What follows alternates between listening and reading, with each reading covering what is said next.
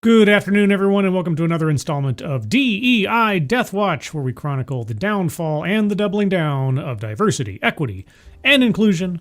I'm your host, Scribelight. Welcome to Tuesday. I think I may end up making Tuesday the regular day for this. Trying to pen myself in a little bit and try to limit myself to only one stream per day at most, or at least if I have to. I just got to keep things more regular, I guess. Sort of like Metamucil. That's an old people joke, I think. Am I at that stage yet? I don't know. Anyway, good afternoon, everybody. Hope you're all doing well on this beautiful Tuesday afternoon. Who's joining me on this beautiful Tuesday afternoon for another DEI Deathwatch? Noah Sencio, or the Alexandier. Good afternoon. Moist Tree Rat. Good afternoon. Advocatus Diaboli, hello. Jill Powers, the River Daughter, hello. Who else is here? Old Guy Gamer. Morning, Mr. Scribe. Hope to be back from post-surgery checkup before you are done. Well, I hope so, too. And I hope your surgery went well. Never fun, but hopefully it took care of the problem. Funtime Bats, hello. Blue-Eyed Scream, good afternoon. Keeverdam, hello, and thank you, Keeverdam, as always, for providing the link, guys, at the top of the chat box to the Leukemia and Lymphoma Society donation page. Please take a look at that if you have the opportunity. If you can donate, please do so, but even if you can't, if you can share that out on social media, that would be appreciated. So thank you ahead of time for that, and thank you, Keeverdam, as always, for providing the link. Mike Savage, Blarg. Who else is here? Anybody else? Kiro Soldier, hello. Robert Pincus, good afternoon. JPS, hello, and thank you, JPS, for sharing out the link to the stream on the X Machine. Yes, guys, please do, if you can, retweet or share or like or put out there on Friendster or LiveJournal or ICQ or Napster or LimeWire, whatever the kids are using these days to let people know that things exist. I appreciate it. Let's see. Seftus Wolf, hello. Spoonie the Rebel, good afternoon. Corbin Dallas, hello. The Blakester, good afternoon. Anybody else? Daryl O'Dell, hello. Miranda Stone is here. Guys, I don't know if you know about Miranda Stone. Well, if you don't know about her by now, you're just not watching. But on the off chance you don't.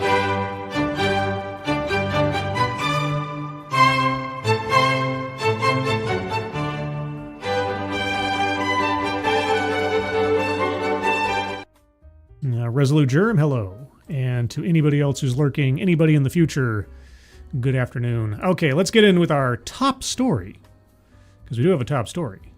I found this interesting, for reasons you'll find out momentarily. Wells Fargo discreetly deleted its DEI page detailing a long history of diversity and inclusion work dating back to the early 1800s. Yes, Wells Fargo, a bastion of equal opportunity since the 1800s. Wells Fargo appears to have quietly rebranded its public-facing DEI language earlier this summer, completely eliminating all diversity language, HR Brew found while comparing the current version of the company's site to a previous version recovered through an archival site. The company's website now refers to the program as Inclusion and Accessibility and features a host of other changes. In February, Wells Fargo said it would no longer require hiring managers to consider a diverse slate of candidates for upper-level positions, but that appeared to be the only major change to its DEI programming, Bloomberg reported. On August 15th, protesters demanded the company reinstate the requirement, along with its environmental commitments, according to WCNC Charlotte. Reinstate that completely racist and or sexist hiring requirement, please. That same month, Wells Fargo also appeared to remove from its website a section on the company's long history with diversity and inclusion, which honored its work with the first national organization for lesbians, its support for Japanese Americans held in U.S. concentration camps, and its Spanish language support, which dates back to the 1800s. Well, what does any of that have to do with giving people jobs and opportunities on the basis of their race or their gender? That's got nothing to do with what's the problem. I mean, if you guys at Wells Fargo want to consider all of that DEI related, I think that says more about you and your understanding of the problem than anything else, but Moving on. Then at the end of May, Wells Fargo DEI landing page, subpage, and related content disappeared from its website. While the company had used to display openly text about advancing diversity, equity, and inclusion, touting its annual DEI report, racial equity assessment, and pay equity analysis, that information has no longer appeared on its website. HR Brew, never heard of it before, but okay, recovered the deleted information through the Wayback Machine archival site. And you'll provide it here? Oh, never mind. The site also previously shared information on its DEI councils that were developed to support our lines of business and international leaders to help implement programs and initiatives, but the company did not respond when asked if the councils still exist. Wells Fargo's employee resource networks, often referred to as ERGs, appear to be active, and information on them is still available. Oh, thank goodness. Ebony Thomas, who was named head of DEI in May of 2024, still oversees Wells Fargo's DEI efforts, according to her LinkedIn. However, the company appears to have publicly kept aspects of DEI that some legal experts believe could be less risky, including recruiting veterans and military spouses, because recruiting veterans and military spouses was always the cornerstone of DEI, guys. As you know, that was always their prime concern, veterans and military spouses. Supporting disabled workers and its neurodiversity program, which was established in 2020. Let's see. It's a far cry from last fall when Wells Fargo called DEI, quote, a business imperative, unquote. Still, the company has had previous struggles with DEI. In 2022, it came under fire for a performative diversity hiring policy that led to fake interviews, the New York Times reported. Its CEO, Charles Scharf, has also been criticized for comments he made in 2020 about finding black talent. I wonder what those comments were. Anyway, yes, Wells Fargo scrubbed their site. And just to check, I went looking for their DEI report page, where they used to post their DEI report. And what do you know? Can't find it. Doesn't exist. Golly gee willikers. Well, what a shame. I mean, if only I hadn't collected their diversity reports several months ago for a completely different purpose and kept them in a folder called Wells Fargo. So let's review at least a little bit about Wells Fargo's Diversity, Equity, and Inclusion Program, circa 2022, its very first DEI report, circa 2022. Oh, let's go to a message from our CEO. As a company, we are committed to creating a culture with broad representation of who we are, how we think, and how we make decisions. Having an inclusive environment in which differences and perspectives are respected and valued is both a business imperative and the right thing to do. Creating such an environment is a long-term commitment for Wells Fargo. It's not a project. That means we have to monitor data on our progress on diversity, equity, and inclusion. Do it in a detailed and continuous way, understand where there's more work to do, and act on it. It also means that we have to communicate about our progress transparently.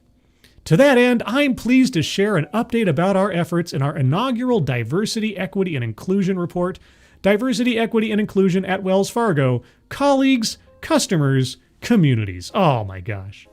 Sounds so lovely. Here's a message from our head of diverse segments, representation, and inclusion. At Wells Fargo, we're deeply dedicated to diversity, equity, and inclusion. In my role, I'm focused on increasing diverse representation at all levels of the company, creating a more inclusive workplace environment, and better serving and growing our diverse customer segments and diverse suppliers across all lines of business, which basically means we're going to favor companies whose ownership looks the part. Amongst all of our other hiring and promotion activities. Let's scroll on through. Let's see what we got here. Oh, we got how many employees there are, how many customers they serve, how many locations they have, $1.9 trillion in assets. Oh my gosh. Ooh, employee demographics. Oh boy, global, male 47%, female 53%. Oh wow. So disproportionately more females than males, huh? I thought we were looking for gender parity or something, weren't we? Oh boy, here's all the breakup of the employee demographics. Diverse executive representation. Female, 44.3% as of December 2021. Oh, but it was at 41.7% in December of 2020. So it's up 2.6%. Wow. So are you tracking progress in your diversity program by the increase and or decrease of people on the basis of their gender or their race or their ethnicity? Huh. Okay. 2021 diverse executive representation increase, breakdown of external hires versus promotion. Oh. Well, so you're categorizing how you're achieving your goals through percentiles on a timeline based on race or ethnicity or gender. Specifically female, doesn't mention male there. Oh, okay. Well, Wells Fargo's expectations. It says the principles to anchor its company culture. They're called the company expectations.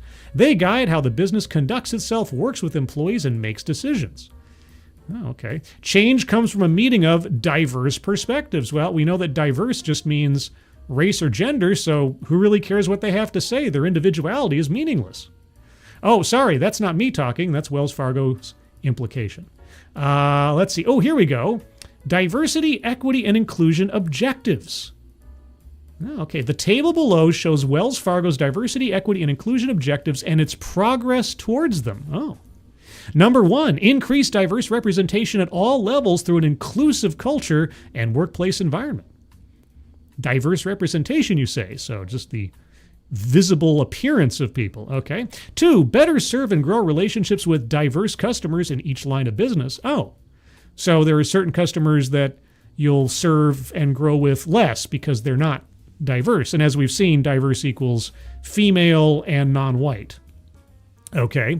And lastly, support and increase use of diverse suppliers. Again, companies, suppliers whose ownership looks the part. Category, culture and business practices. Objective, increase women and racially diverse leadership in executive ranks by 2025. Status, ongoing. Oh, so hire people specifically on the basis, or promote people even, on the basis of their gender or their race along a timeline. That's certainly not a legally questionable quota. Number 2, evaluate compensation decisions for operating committee members based on their progress in improving diversity and inclusion. Oh, so putting a financial incentive to hire people and promote people on the basis of elements that are illegal under Title VII. Okay, sure. Number 3, provide education sessions. Education sessions on creating an inclusive and equitable culture. Oh boy, guys. Struggle sessions for thee, but not for me. Let's see. Next, create and hire a leader for an expanded diversity role, reporting to the CEO to centralize Wells Fargo's DE&I efforts across the business. Achieved with the appointment of Kleber Santos in October of 2020. Is that who we were seeing from earlier on this? Was that... Yes, there he is. Kleber Santos. Gosh, and why was he hired again specifically? Well, I guess he didn't say it was a diverse leader. Okay, well, still. Let's see. Invest $1 billion in internal assets through our Diverse Asset Managers Initiative. Okay, so you set aside $1 billion specifically for people on the basis of their race or gender. Okay. Build or improve 1,000 homes for low and moderate income households. Okay, that's got nothing to do with... Well, I mean, I don't know. I mean, my first instinct would be like, okay, well, that has to do with more with class than anything else. Oh, no, but maybe. What else? Products and services, philanthropy. Invest $20 million in the Black Economic Alliance Entrepreneur Fund by 2026. Okay. Never mind any other Economic Alliance Entrepreneur Funds. Just make sure that it's racially specific. Anyway, I just thought I'd show that. I have these in a folder. According to the news article, I guess they are still on the Internet Archive, the Wayback Machine, thankfully. So they're not completely gone, but there you go. Wells Fargo trying to erase its past and overcompensating by taking out anything and everything from its website that had anything to do with, I guess, any race other than white. Even if it was something completely benign or benevolent from its past, we have to delete it because, now we can't talk about non-white people, is the interpretation, I guess. Which is stupid. And says more about them than it does about anything else. Cameraman Jay. So discrimination, inequality, and embarrassment. Got it. Well, I mean, obviously so. No, but see, it was an imperative, right? That was the I. Diversity, equity, and imperative. Until it becomes legally or, PR-wise untenable. And then it can go away. Let's see. Hold on. Did they not hire one male? Well, no, they hired Kleber Santos to be their DEI executive. So he's a male. There you go. I guess tracking the hiring of males in the company isn't nearly as important. I don't know. There you go. So Wells Fargo joining the latest to join the ranks of trying to pretend the past did not exist, save for the fact that on the internet, nothing ever really dies. But let's move on to, did you guys hear about the historic, and I'm talking like Martin Luther King Jr. scale historic march on Washington, D.C. this last week? Did you guys hear about this? Because I didn't until yesterday. And by then it had already happened, supposedly. But Al Sharpton leads pro-DEI march on Wall Street. Wall Street. I got confused. I thought he went to D.C. I got confused. I got to change my thumbnail. That's my bad. I got to revise my thumbnail. I thought he marched on D.C. Oh, my bad. He marched on Wall Street. Well, it's practically the same thing these days. I got some revising to do. Anyway, he led a march on Wall Street on anniversary of the 1963 March on Washington. I think I had a brain flub there. But, okay, my bad. Boy, am I embarrassed. Now it's my turn for embarrassment. Boy, and I'm not even a DEI hire. I just hired myself. The Reverend Al Sharpton led a protest march Thursday through Manhattan's financial district to urge corporate America to resist the Trump administration's campaign to roll back diversity, equity, and inclusion initiatives. Well, it didn't work on Wells Fargo. The New York civil rights leader, I mean, that's one way to categorize the guy. It's amazing to me that this man has been absolved of all of his previous wrongdoings. It's just amazing to me. But anyway, was joined by clergy, labor, and community leaders in a demonstration dubbed the March on Wall Street that was timed with the anniversary of the Civil Rights Era March on Washington in 1963. Quote, "We come to Wall Street rather than Washington this year," and that was my bad, "to let them know you can try to turn back the clock, but you can't turn back time." Al, do you understand the inherent mechanisms to DEI? You want to be remembered as a civil rights leader. Okay, is it correct to assess people's value on the basis of their skin color, Al? Is it correct to do so? Just making sure. But anyway, you're marching in favor of DEI and you call yourself a civil rights leader. Okay.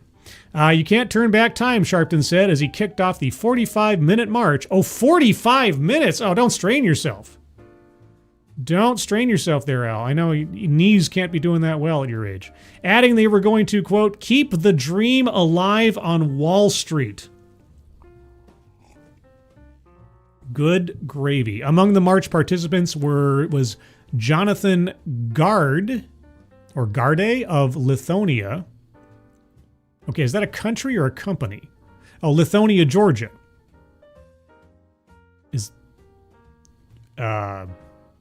Okay, now I have to ask, is that Lithonia, Georgia, the country, or Lithonia, Georgia, the state? Because Lithonia sounds like a town where you get some mental medication.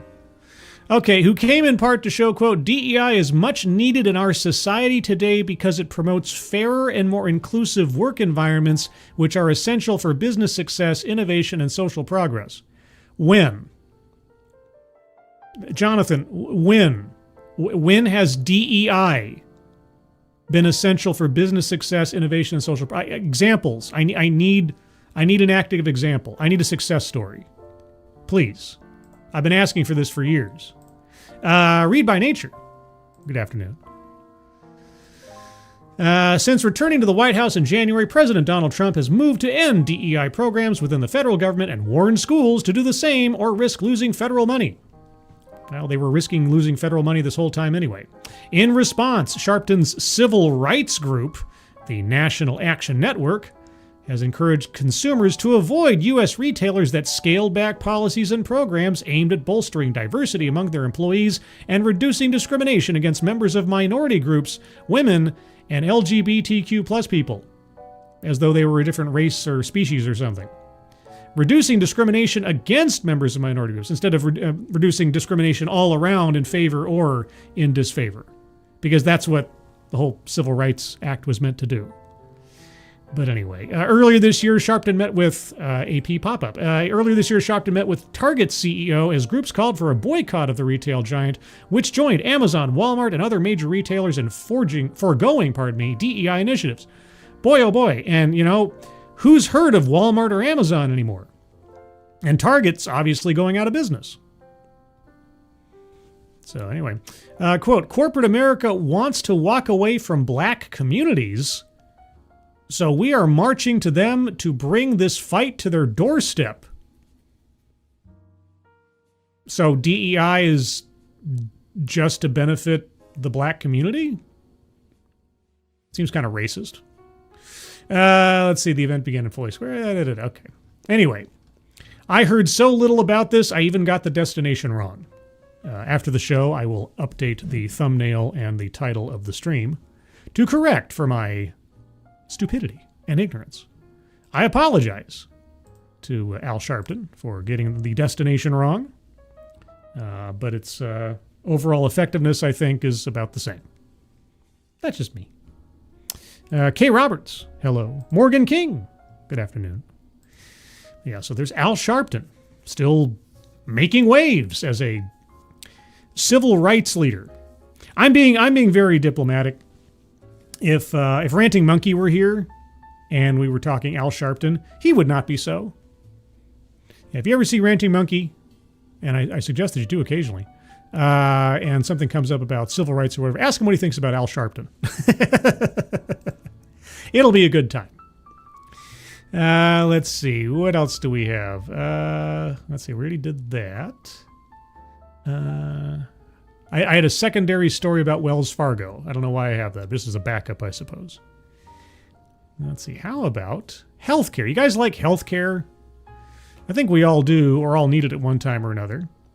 Well, this comes to us from The Conversation. I don't know where Gene Hackman is in this, but I guess we'll find out. How stripping diversity, equity, and inclusion from healthcare may make Americans sicker. May. Okay. And this was written by two people. University of Nebraska, Omaha, and University of Kentucky. All right, let's find out. President Donald Trump's administration has dramatically reshaped health and medical research by rolling back federal funding from institutions that have diversity, equity, and inclusion initiatives, and by cutting federal funding for research projects that the administration considers related to DEI. Oh, what are those research projects? And how does Donald Trump interpret them to relate to DEI? Okay, I'm not reading beyond that line for a second here because I'm just asking the kind of questions I would hope would be answered in this article if you're going to make that statement. So specifically, what about those research projects? Does Donald Trump think, whether or not it's true or not, how does he or his administration classify those as DEI related? Whether you, the authors, agree with that or not. As of August 20th, 2025, the National Institutes of Health has terminated over 5,100 grants totaling over $4.4 billion in research funding. Likewise, the National Science Foundation, which seeks, among other things, to advance the nation's health, amongst other things, has rescinded over 1,700 research grants totaling over $1 billion in funding. These terminations have disproportionately affected projects that study the experiences of marginalized groups and funding to scientists from social groups that are underrepresented in academia. Social groups? Like what? The Shriners? What do you mean? The federal judge overseeing a case challenging cuts to NIH grants said that he had, quote, never seen government racial discrimination like this, unquote. You mean in the federal grants or in the research? Racial discrimination. You know, I have to ask if the Thomas Sowell quote doesn't apply here. When people get used to preferential treatment, equal treatment seems like discrimination. I always have to ask that. Many Americans may view these cuts to health-related research as disconnected from the health care they receive. Well, I mean, if you're going to say that a study of the experiences of marginalized groups, whatever that means, you'd have to make the argument, how does this pertain to or benefit me or the vast majority of us as Americans? Many Americans may view these cuts to health-related research as disconnected from the health care they receive. However, as a psychologist and a chemical engineer who study how gender and racial inequality affect wealth...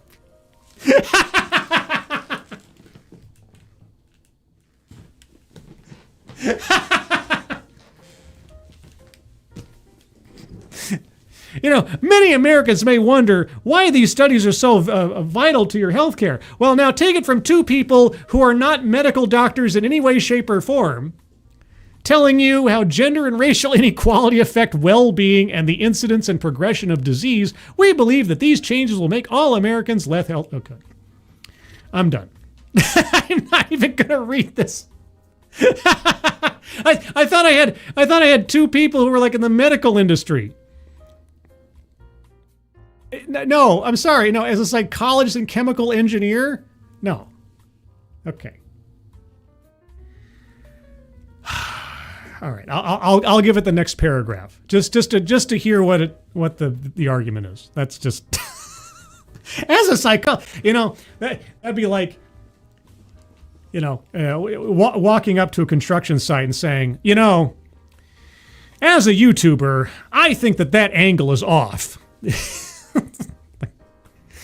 The Trump administration's funding cuts will most directly affect the health of members of marginalized groups, including but not limited to people of color, women, and people who identify as lesbian, gay, bisexual, intersex, transgender. Well, if it's including but not limited to, then why even go more granular than that? Why not just say people? The website grantwitness.us includes a list of the project descriptions of canceled grants. Okay. The NIH grants that were terminated include ones that funded research investigating the effects of food insecurity and stress on prenatal and birth outcomes among women of color, sex differences in major depression, and risk factors for suicidal behavior among gender minority adolescents. Gender minority? You mean men? Because aren't there technically more women on the planet than men? So men would be the minority.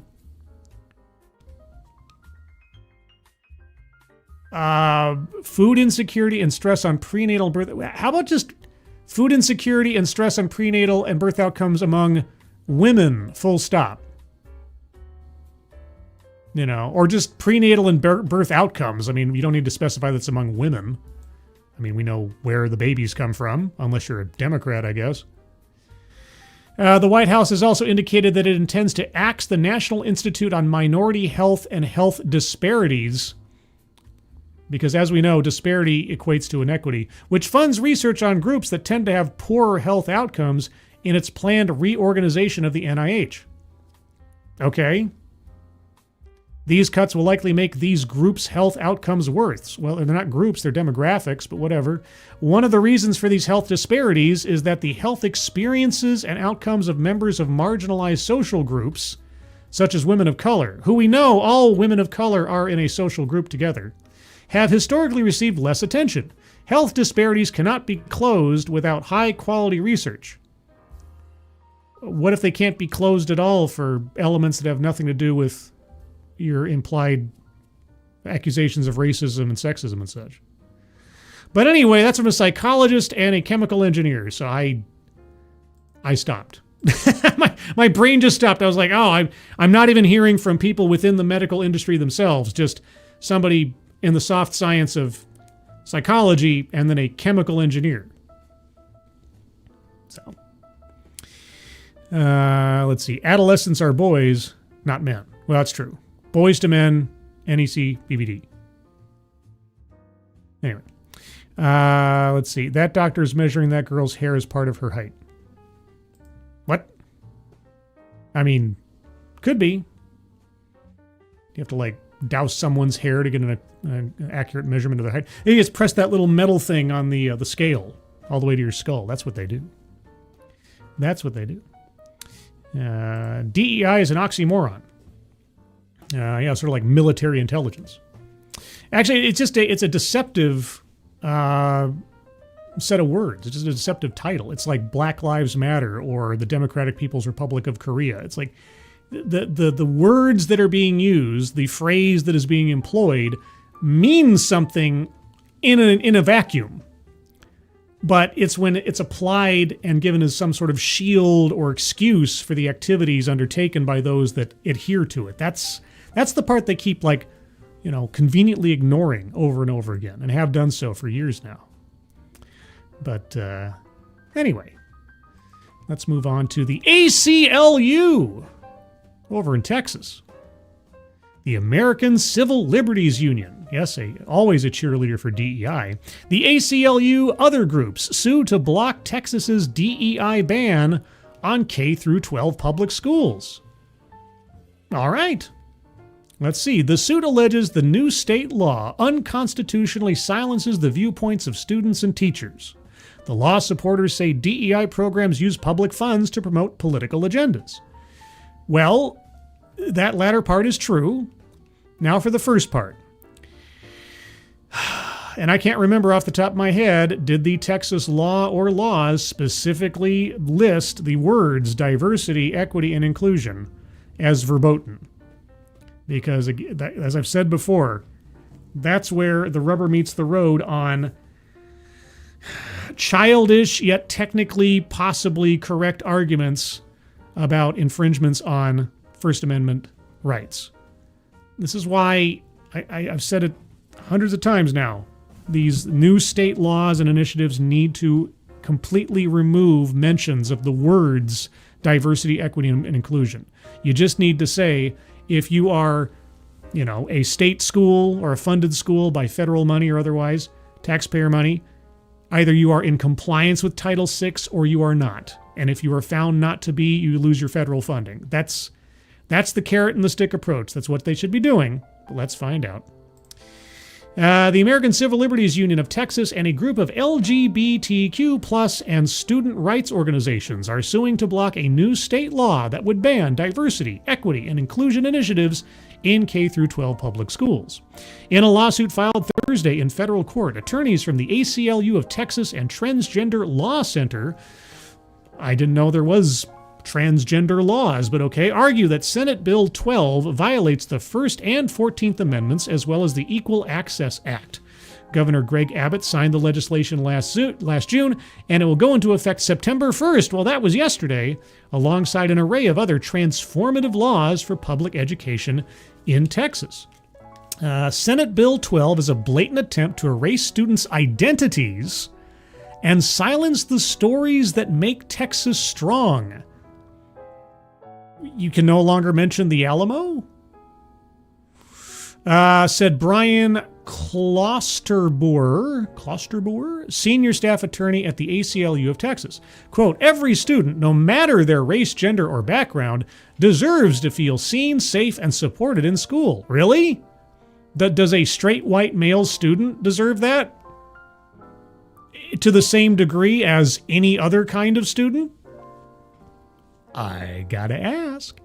Supporters of SB 12 say DEI programs use class time and public funds to promote political agendas, which they do, while opponents believe banning those initiatives will disproportionately harm marginalized students by removing spaces where they can find support. What spaces are you speaking of? Are you talking about activities and programs that are segregated from other students on the basis of race or gender, or orientation, I suppose, if we're talking about that? Because I don't know if you've read Title VI recently, or the implications thereof, and other Title IX and so on. Anyway, here's what you need to know about the effort to block the law, if you say so. Texas Tribune. What the ban would do. Authored by Senator Brandon Crichton, Republican of Conroe, SB 12 prohibits public school districts from considering race, ethnicity, gender identity, or sexual orientation in hiring decisions. Well, most of that was already covered in Title VII, but sure. I mean, if you want to double down on Title VII, I'm not going to argue with you. The ban also bars schools from offering DEI training and programs, such as policies designed to reduce discrimination based on race or gender identity, except for when required by federal law. That's not what DEI does. DEI is not designed to reduce discrimination based on race or gender. It's designed to increase it. It's designed to make everyone into a victim class or a villain class. It's to elevate certain people because of what they look like and denigrate others for what they look like. That's what DEI does. It doesn't matter. Designed to reduce discrimination. You mean branded to reduce discrimination, right? Advertised to reduce discrimination. They're not designed to, but they're advertised. The law requires families to give written permission before their children can join any school club and prohibits school groups created to support LGBTQIA+ students. Why are you creating special clubs for and promoting gender confusion among students in the first place? It's none of your business.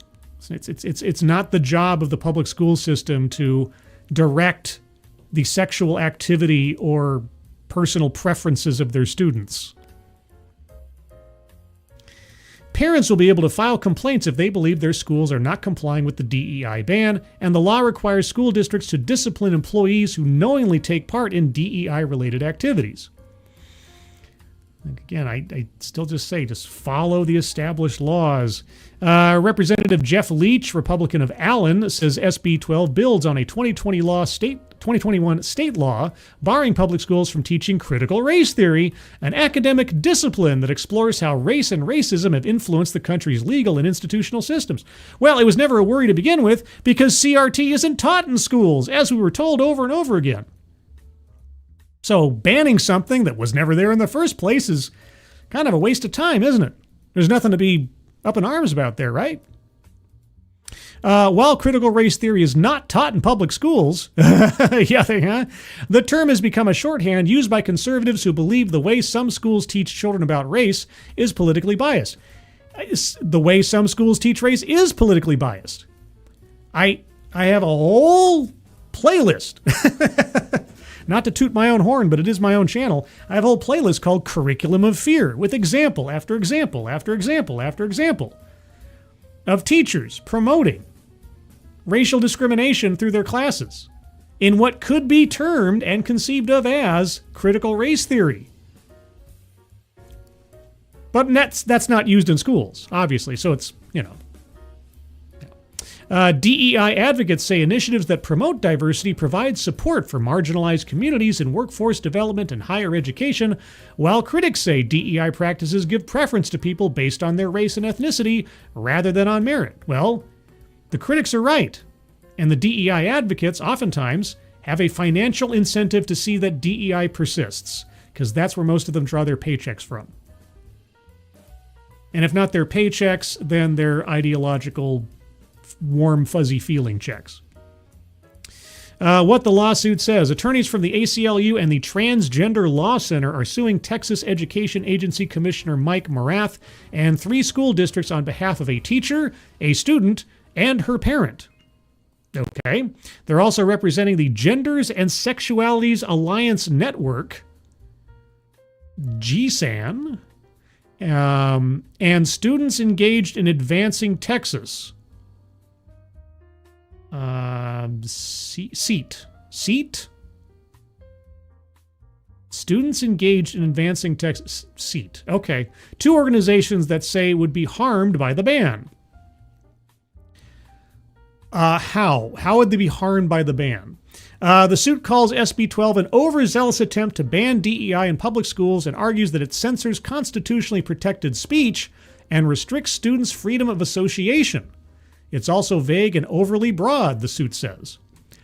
You know, that might be entirely true. This is why I say again, we don't need more laws, we just need existing laws enforced. Quote, SB 12 seeks to erase students' identities and make it impossible for teachers, parents, and volunteers to tell the truth about the history and diversity of our state, said Cameron Samuels, executive director at Students Engaged at SEAT.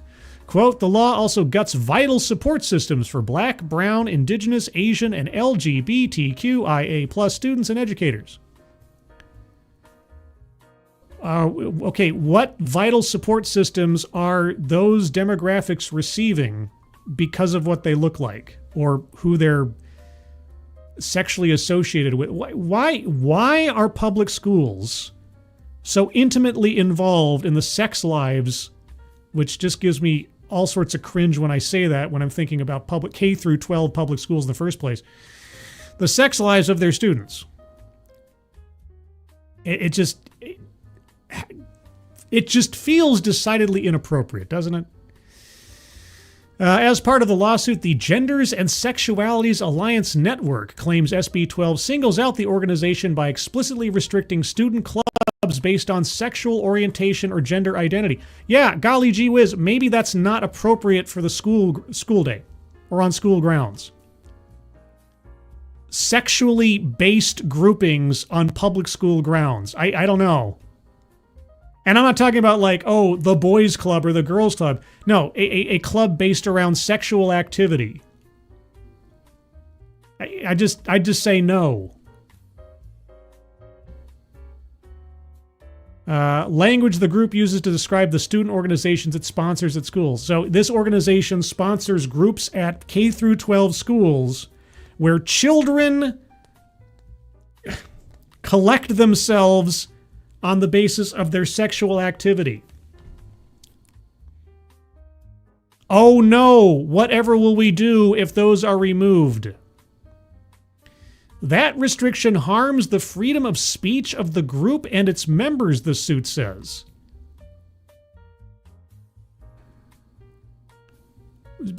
Because they don't want to have after-school or on-school grounds clubs of K through 12 students being encouraged to discuss their sexual activity. Again, let me say that again, K through 12.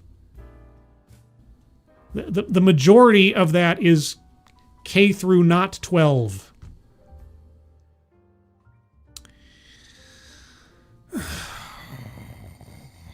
Anyway, this goes on for a while. We've probably gone into too much of it. Okay, well, like I say, these extra laws, I think in a lot of ways, are either unnecessary or possibly, for the sake of the technicalities of the law, overly broad or ill-defined. And especially if they keep using the specific words diversity, equity, and inclusion. It's like I say, all you need is some teacher saying, well, I teach a biodiversity class. I'm not allowed to talk anymore. Like,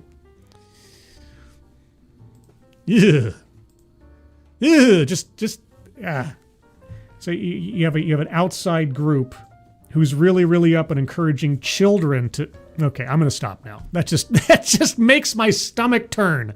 I just think to myself, what if such a thing had existed in my day. I'm getting into old man territory here at this point. Old man stodgy. Now, I'm no... Those of you who know me know that I'm no prude. But I'm talking about prudishness here. I'm talking about K through 12 territory. If somebody had told me when I was in, I don't know, 7th grade, oh yeah, we have a club over here where we talk about that stuff and the school is sponsoring it and we're getting materials and support from an outside group that really wants us to be open and honest about what we're doing with and to ourselves and other. Do you know how quick parents would just back in that? Holy cow! If that got out, that's just nuts. That's just nuts to me. Ugh. Anyway, one more story. It's kind of a short show today. We did a D.E.I. Deathwatch on Saturday, which was eventful. That was an eventful D.E.I. Deathwatch, and I'll tell you why here at the end of the show. I got a interesting comment on the last stream. But guess what, guys? D.E.I. has found its way into a governor's race. Oh my gosh. I know. D.E.I. campus culture wars spark early battle between likely GOP rivals for governor in Mississippi. MISSISSIPPI. Universities remain at the center of America's culture wars and a central target of the Trump administration's use of executive power. Use of executive power as a glorified reminder of long-existing civil rights laws, setting the stage for campus life to further bleed into Mississippi politics. Oh my gosh. Hey, Alan Thyler. Good afternoon, Alan Thyler. Thank you, Alan, so much for the how's it going, Dogcat Fox. Oh, Dogcat Fox. Wowie fucking wow. Oh, there's a Satsu 2 cents, Dogcat Fox. Thank you so much, Alan. Appreciate it. Very much. Higher education central to the public profiles of billionaire businessman Tommy Duff and state auditor Shad White. Tommy Duff and Shad White. I don't know. If somebody said, here are the names of two people from Mississippi, I'd say, that sounds about right. Two Republicans eyeing Mississippi's governorship in 2027 has already become a point of division between them. Uh-oh. 2 years out, Duff, in a recent interview, appeared to take a shot at White, saying politicians should focus on the jobs they currently hold, not future ambitions for higher office. Okay. White, in response, said Duff, while on the college board, helped implement diversity, equity, and inclusion programs anathema to conservative Republican policy. In Mississippi, issues such as diversity, equity, and inclusion and other culture war battles roiling higher education have become a wedge issue in intra-party political spats, a legal fight unfolding in federal court, and an ongoing effort to keep college students from leaving the state in droves. In droves, I tell you. No more DEI policies at this campus. Well, I'm not coming here anymore. Is that how that goes? Duff is considering a run for governor and has made higher education a top focus of his recent public appearances. He cites his budget stewardship during his stint in the State Institutions of Higher Learning Board from May 2015 to May 2024. Okay, so he's considering a run for governor. Shouldn't you be focusing on the job that you have and not... Oh, wait.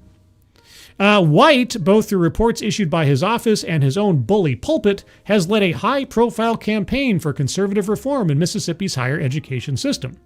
Duff has hinted at the broad outlines of what could become a gubernatorial campaign agenda. But he has largely done so without offering specific policy proposals, citing the nearly 27 months remaining until Election Day in 2027. The gubernatorial race, Duff added in an interview with Mississippi Today, should not distract current state leaders interested in running from attending to the demands of their offices. I agree. And if I was a Mississippian, I might agree more, but okay. Quote, I kind of wish all these people that want to be running that maybe have government jobs and responsibilities ought to tend to the ones they have, Duff said. He didn't name White, but the comment appeared to be a shot at him. In response to Duff's statement, White criticized Duff's track record on the IHL board.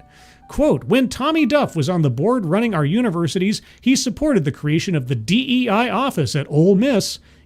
On his watch at the University Medical Center, started an LGBTQ clinic, which gave puberty blockers to transgender minors. Do they dig for coal? Oh, and he voted to require the COVID shot for university employees before they were allowed to come back to work, so I sort of wish he would have done a better job when he was in his government position, White said. I'd have less to clean up.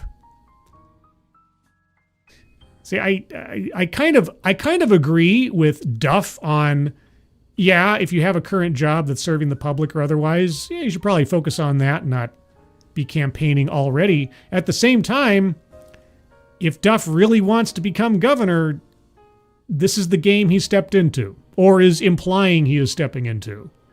So, in a statement, Jordan Russell, a spokesperson for Duff, called White's statement, quote, blatantly false, but declined to comment further. Oh, so everything you said was false? But you're not going to be specific. Oh, well, I totally believe you. John Sewell, Director of Communications for the IHL, said the University of Mississippi's Division of Diversity and Community Engagement was requested by the university and approved by the board in April of 2017. The University of Mississippi Medical Center's now dissolved LGBTQ clinic was created in 2019, and an IHL board vote was not required for its creation, Sewell said.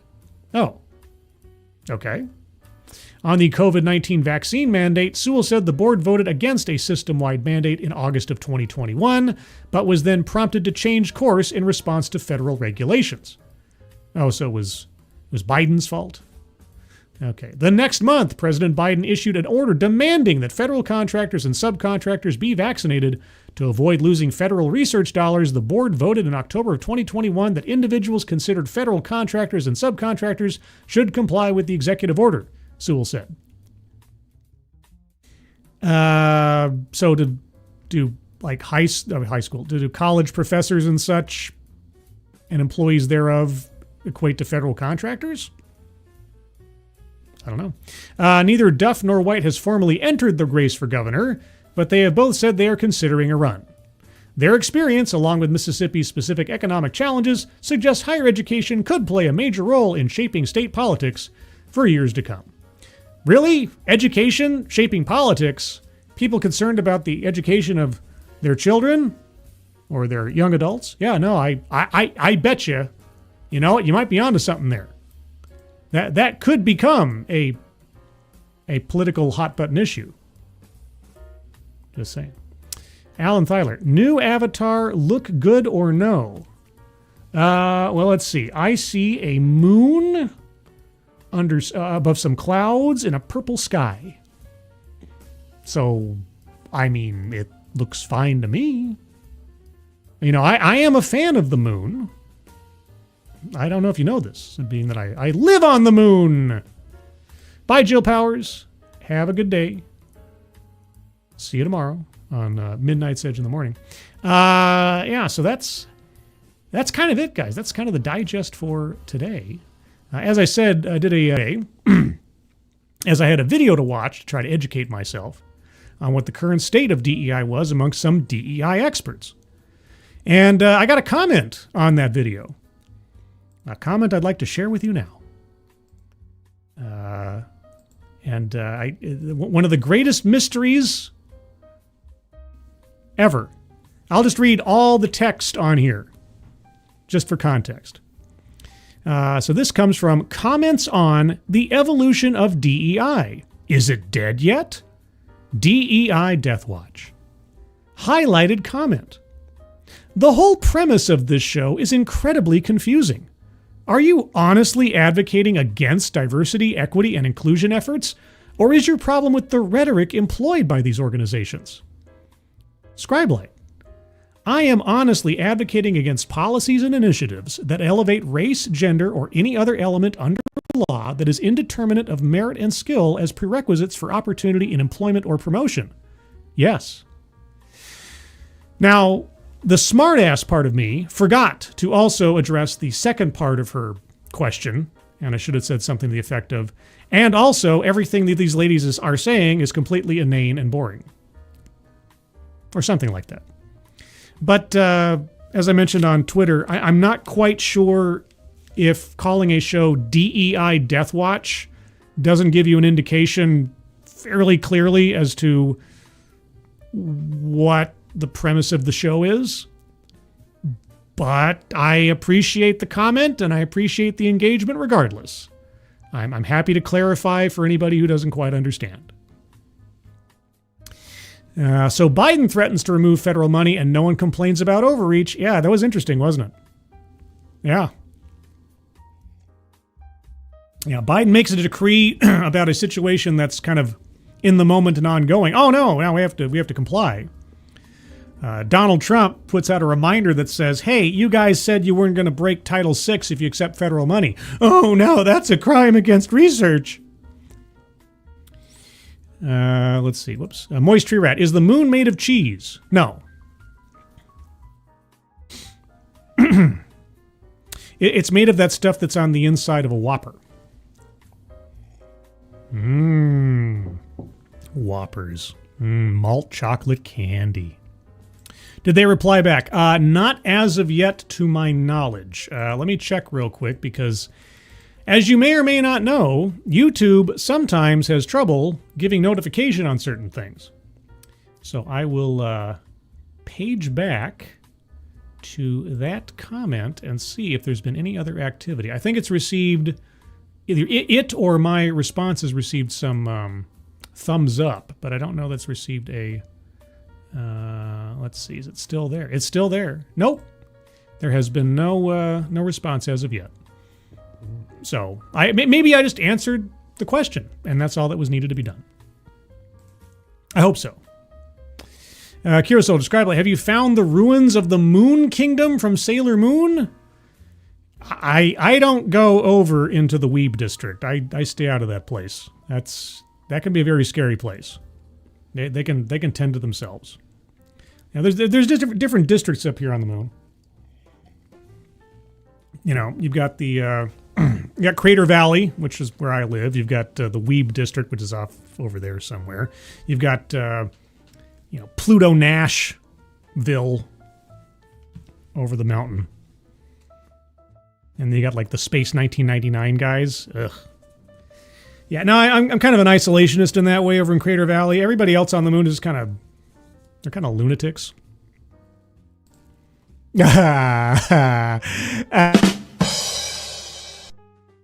Anyway, I'm sure there are more moon jokes in there. Oh, but the Red Skull and his giant laser. Oh man, that was something else. Those were the days back when you had like a supervillain on the moon putting up a laser to take shots at the Earth. And then the Avengers came and took it down. Yeah. But it was only Captain America, Hawkeye, the Vision, and Iron Man. So it was quite the sausage party. But yeah, they blew up his giant space laser, which was, well, que sera. Anybody? Anyway, that's the show, guys. A little shorter show for today, as I did the stream on Saturday. Some programming notes. I will be, unless something comes up, I will be a guest panelist on Midnight's Edge in the morning tomorrow, Wednesday morning, at 9:05 a.m. Pacific Time, noon 05 p.m. Eastern Time on Midnight's Edge. We'll talk about movies and entertainment news and, I don't know, Greta Thunberg with her He-Man haircut, or what's going on with Marvel or DC or Snoop Dogg. Maybe we'll talk about Taylor Swift's engagement. Probably not. Also, Thursday, 6 p.m. Pacific, 9 p.m. Eastern will be the next episode of TED Excellence. I'll take a look at another off-brand TED Talk for education and enlightenment. Hopefully it'll be something interesting. I'll have to see what they post in the next 24 hours. That'll make it interesting. Also, did you know I have a Discord server? I have a Discord server. A link to the Discord server is in the chat right now. If you'd like to join the Discord server, click on that link. You'll find yourself on the landing channel called Say Hello. And in addition to saying hello, you just have to say the secret word. The secret word will tell me that you actually watched the show, are not a bot, and have thus earned the right, the privilege, the entitlement to join the Discord server. And today's secret word is Wells Fargo. Just say hello, Wells Fargo, and I'll know that you watched the show. Beyond that, I want to thank everybody for joining me. Moderators, thank you for keeping an eye on things. Even though everyone here is so well behaved, you have very, very little to do. Everybody who donated either to myself or to the donation link at the top of the chat box to the Leukemia and Lymphoma Society, guys, thank you so much for your generosity. Very much appreciated. And elsewise, everybody, thanks for coming. Hope you enjoy the rest of your Tuesday. Hope to see you tomorrow morning on Midnight's Edge in the morning. And I hope you all have a good rest of your week, and I hope you're all safe and well. If you're not well, please get well soon, and I'll see you in the next one. Take care. Bye-bye.